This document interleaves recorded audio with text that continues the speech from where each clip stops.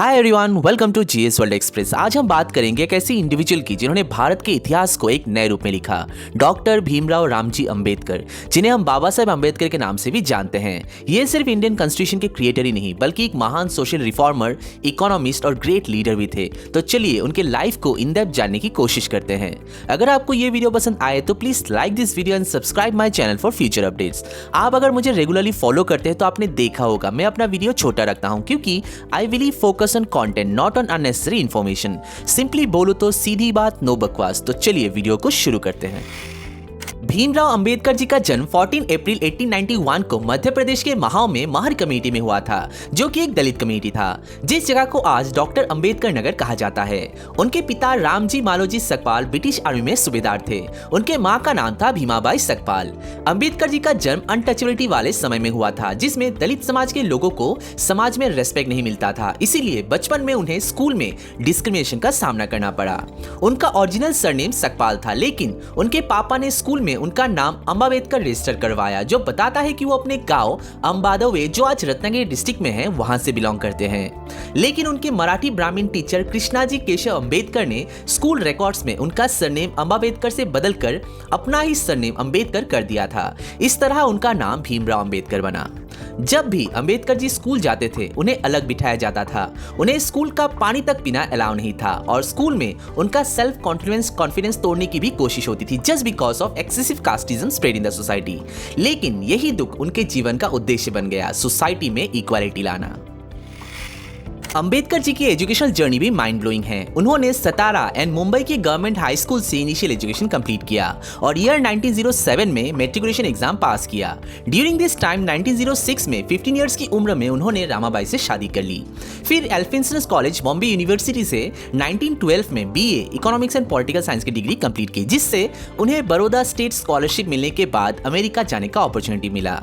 Colombia university USA से उन्होंने 1915 में एमए किया इन इकोनॉमिक्स। उनके थीसिस का नाम था एंशिएंट इंडियन कॉमर्स। फिर उन्होंने 1921 में London school of economics England से इकोनॉमिक्स में एमएससी और 1923 में डीएससी कंप्लीट किया। साथ ही ग्रेन्स लंदन से बैरिस्टरेट लॉ की पढ़ाई की। उसके बाद 1927 में उन्होंने कोलंबिया यूनिवर्सिटी से अपना पीएचडी कंप्लीट किया इन इकोनॉमिक्स। उस रिसर्च थीसिस का नाम था the problem of the rupee, its origin and it's solution. उनके ये थॉट्स ही आगे चल के रिजर्व बैंक ऑफ इंडिया बनाने में इंपॉर्टेंट कंट्रीब्यूशन प्रोवाइड करते हैं। इतने प्रेस्टिजियस यूनिवर्सिटी से एजुकेशन कंप्लीट करने के बाद भी उन्हें इंडिया वापस आने पर कास्ट बेस्ड डिस्क्रिमिनेशन का सामना करना पड़ा। लेकिन इतने सोशल डिस्क्रिमिनेशन एंड ह्यूमिलिएशन के बाद भी अपने एजुकेशन एंड पॉजिटिव सोच से उन्होंने समाज में सुधार लाने का संकल्प लिया, जो आगे चल के उनके वर्क से रिफ्लेक्ट होता है। अंबेडकर जी ने दलित अपलिफ्टमेंट के लिए बहुत संघर्ष किए। उनका मानना था कि इक्वल राइट्स के बिना किसी कंट्री का डेवलपमेंट नहीं हो सकता। इसके लिए उन्होंने कई आंदोलन किए। महर सत्याग्रह 1927, जिसमें उन्होंने दलितों के लिए पानी के हक की लड़ाई लड़ी। कालाराम मंदिर आंदोलन, जिसमें दलितों को मंदिर में एंट्री दिलाने की मांग उठाई गई।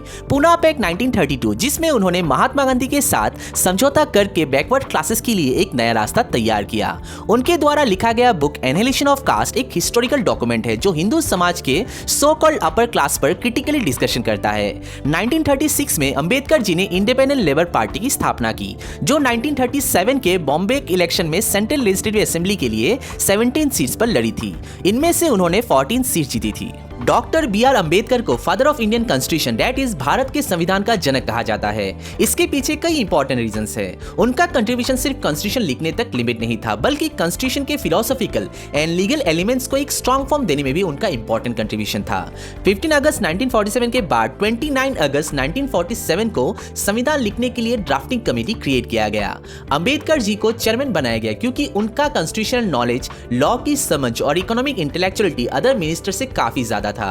कॉन्स्टिट्यूएंट असेंबली के अदर मिनिस्टर्स के साथ मिलकर अंबेडकर जी ने 2 इयर्स 11 मंथ्स और 18 डेज तक निरंतर मेहनत करके भारत के लिए एक ऐसा कॉन्स्टिट्यूशन लिखा जो आज भी हर इंडियन सिटीजन को समानता, दैट इज इक्वालिटी, स्वतंत्रता, दैट इज लिबर्टी और न्याय, दैट इज जस्टिस का अधिकार देता है। अंबेडकर जी ने कॉन्स्टिट्यूशन के बेसिक प्रिंसिपल्स तैयार किए, जो आज भी इंडिया के फंडामेंटल आइडेंटिटी है। Equality and liberty, her citizen को एक समान दर्जा मिले बिना कास्ट, रिलीजन या जेंडर डिस्क्रिमिनेशन के। बैकवर्ड क्लासेस के rights, Dalit and backward classes के लिए रिजर्वेशन और उनके एडवांसमेंट के उपाय फॉर्मुलेट किए। राज्य का धर्मनिरपेक्षता that is secularism. Constitution her religion को बराबर मानने की बात करता है। Legal security of fundamental rights. Constitution में सिटीजन्स के फंडामेंटल राइट्स का सिक्योरिटी दिया गया है। अंबेडकर जी का मानना था कि एक मजबूत डेमोक्रेसी तभी संभव है जब हर सिटीजन को जस्टिस एंड इक्वल अपॉर्चुनिटी मिले। उन्होंने कॉन्स्टिट्यूशन में ये 3 इंपॉर्टेंट प्रोविजन शामिल किए। एक स्ट्रॉन्ग सेंट्रल गवर्नमेंट ताकि देश की यूनिटी एंड इंटीग्रिटी बनी रहे।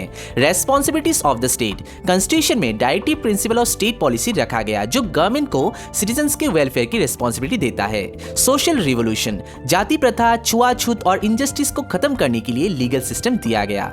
इंडिया के कॉन्स्टिट्यूशन दुनिया का सबसे बड़ा रिटन कॉन्स्टिट्यूशन है जिसमें 395 आर्टिकल्स, 22 पार्ट्स एंड 12 शेड्यूल शामिल किया गया था, जो कि प्रेजेंटली 2025 में 448 आर्टिकल्स, 25 पार्ट्स और 12 शेड्यूल्स बन गया आफ्टर टोटल 106 अमेंडमेंट्स। इसका कंप्लीट स्ट्रक्चर तैयार करने में अंबेडकर जी का इंपॉर्टेंट रोल रहा है। अंबेडकर जी ने एक बार कहा था, we must make our political democracy a social democracy as well.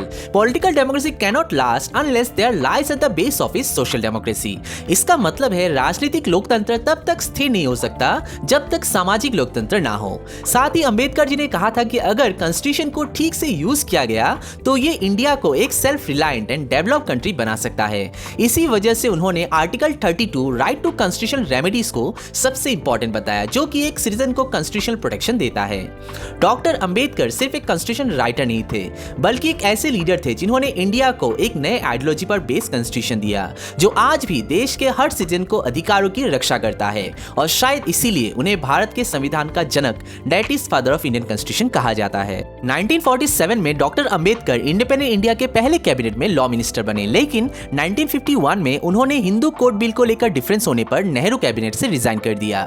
26 जनवरी 1950 को इंडिया का कॉन्स्टिट्यूशन एडॉप्ट एंड इनेक्ट किया गया जिसमें इक्वालिटी, फ्रीडम और ब्रदरहुड जैसे फंडामेंटल प्रिंसिपल्स थे।